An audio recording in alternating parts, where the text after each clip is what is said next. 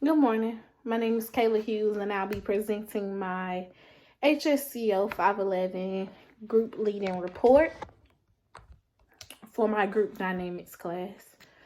So just for starters, I'm going to go over like everything that I did in my meeting, pretty much like an agenda of what me and my participants did.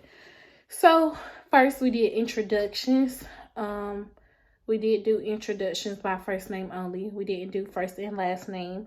I did do my group at my job because I do work with juveniles, ages 13 to 17. I work with boys.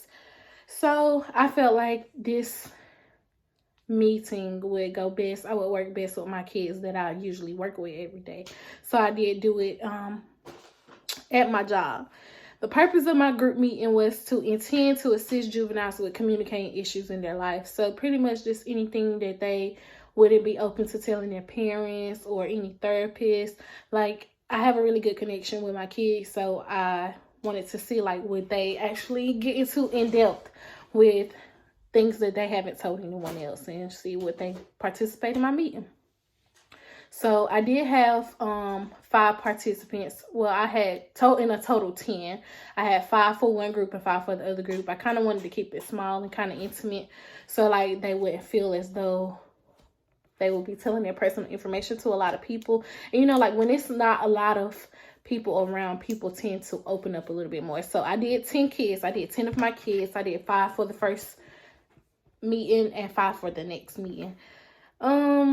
Handouts that I had, I did have a confidentiality handout, although like their parents previously signed for them to, you know, take any type of counseling or anything like that at my job. I did want them to know, that it will be confidential. Like anything that we discussed in the meeting will stay in the meeting. The group, as I stated, it was at my job. My job is in Candor, North Carolina. I do work with juveniles again. I work at a juvenile. We do therapeutic practices with them. So it's like a residential program. I did it 2 times a week, from 5 to 6. So I did it for an hour. Pretty much the flow of the group went like this. Let's see. I'm sorry, I jotted down some notes. We first started off by introductions. So we did introduce ourselves. Everybody went around and pretty much told their name, their age. Of course, I didn't tell my age, but their name, their age, where they were from, because all of my kids are not from the same area. So where they are from, as well as like why were they in the program. So it was kind of neat to have them express why they was in the program, because a lot of students didn't know why the other person was in the program, which is not anyone's business, but you know, just to get a overall view of like what was the issues that kind of caused them to be put into a juvenile detention program. So we did that, and we started off with an icebreaker. So I noticed like with dealing with juveniles, we like to play like kind of fun hands-on games, but this time I did 2 truths and a lie. So I did this icebreaker because it's kind of fun to know like 2 truths about somebody and a lie. So we started off with 2 truths and a lie, and everyone, of course, everybody in the group had to be able to tell the person like, oh, that's the lie that you're telling, or oh, okay, those 2 are the truths. So it's kind of neat, and it kind of brought like a positive atmosphere, just some type of laughter, just so it wouldn't be so serious. During the meeting, I did do it was like a kind of open meeting. So around 5:30, so from 5:15 to 5:30, we did the icebreakers. From 5:30 to 5:50, I just pretty much told them what was the purpose of the group. So, you know, my name is Miss Kayla. That's what they call me at my job. We can't go by last names. We go by first names. So my name is Miss Kayla. I'm doing a project for my class, and I just want y'all to interact with me. You know, it doesn't have to be anything too professional. Just interact and pretty much just tell me what's going on. So we did go around, and I just said, if there's anything that you would like to tell someone but you haven't told it, what would it be? So, like, you know, of course, I was kind of hesitant at first. And so I decided to play a game that I had previously saw on Google. And I had did it with one of my other groups before. So it's like you give everyone a piece of paper. On that piece of paper, they write down anything that they haven't told someone before. And we take and ball them up and we throw them in the middle of the room. And then everybody just go picks up a piece of paper. So we decided to do that game. And everybody picked up a piece of paper and we just read it out loud. And it was to the client's discretion on whether or not they would say, okay, that was mine, I wrote it.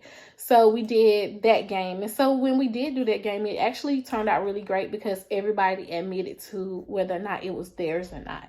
So it kind of gave us like an insight on pretty much like what that person has been going through in their life. So like I had a client that said that, you know, he was homeless before with his mom. And then I had another client that said that he has been in foster care since he was 5 years old because his dad is incarcerated and his mom's is on drugs. So like it was just like a different kind of feel. It kind of brought like the sentimental side out in everybody to, you know, kind of understand where a person is coming from. And like most people don't know that like wherever the person comes from, like which is their environment, that kind of creates the behavior of the juvenile. So like it kind of gave us like an insight on what their home life is.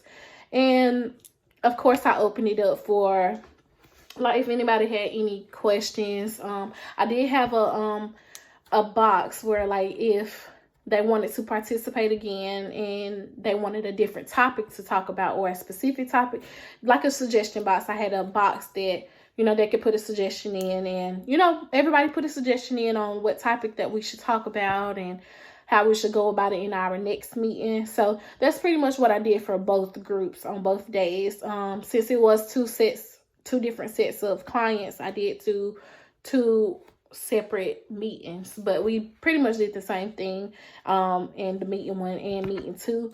I just opened it up for discussion and I wanted to get feedback from them. So just pretty much ask them like, how could the flow have been different in the group? What could we have done differently?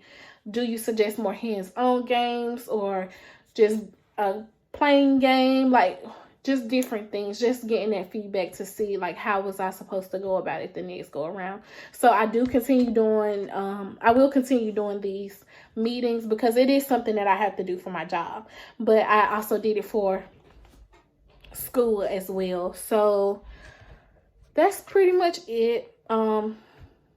I felt like it went really great. Next time I would like to see if the mental health therapist can sit in with me and maybe we can do like some more hands-on activities with them. Just to open them up a little bit more because working with juvenile males is kind of hard to understand their personal feelings because they do not express them. Like we as African Americans, sometimes we are kind of reluctant to receiving professional counseling. You know, it's kind of like in our families that, you know, they kind of make it seem like, oh, you don't need counseling. Oh, nothing's wrong with you. It's kind of like swept under the rug. So I really like doing this assignment with juvenile males because, yeah, we absolutely need the counseling. We need to understand how they feel and be able to relate to them. Like, although I am a Black woman, I would like to relate to them and relate to some of the things that they came from. So overall, I really enjoyed the assignment and I thank you for listening to my overview of what I did for my group.